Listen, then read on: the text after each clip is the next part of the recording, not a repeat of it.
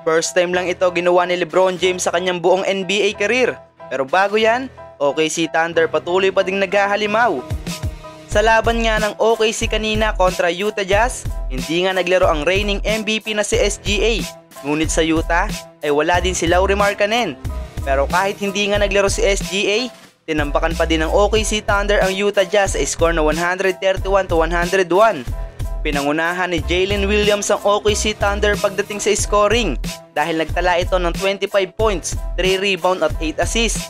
25 points, 6 rebound and 4 assists din si Chet Holmgren at 19 points naman para kay Aaron Wiggins. Ang nanguna naman para sa Utah Jazz ay itong si Kyle Filipowski na gumawa ng 21 points, 10 rebound at 2 assists.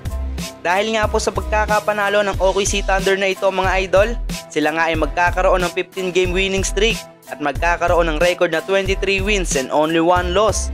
Kaya naman, mukhang sila na nga po ang babasag sa 73-9 record ng Warriors noong 2016.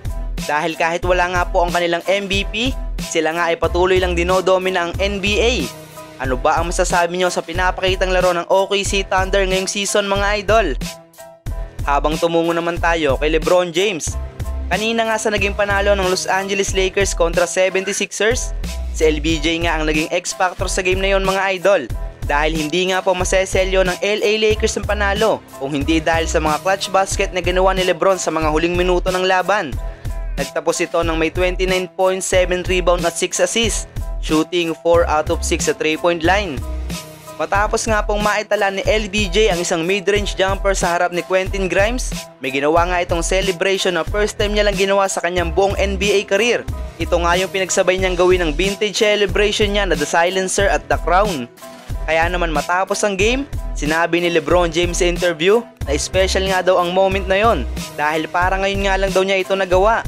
Kailangan niya nga daw ang moment na yon at sa wakas ay nakuha niya rin. Parang sinasabi ni LBJ dito mga idol na napaka-importante ng moment na yun para sa kanya at proud siya na nagawa niya ito.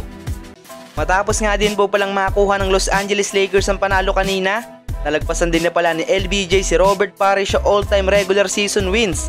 Si LeBron nga ay may 1,015 habang si Robert Parrish naman ay may 1,014. At mukhang balak pa nga din lagpasan ni LBJ ang nangunguna dito na si Kareem dahil meron nga itong 1,074 na panalo sa regular season.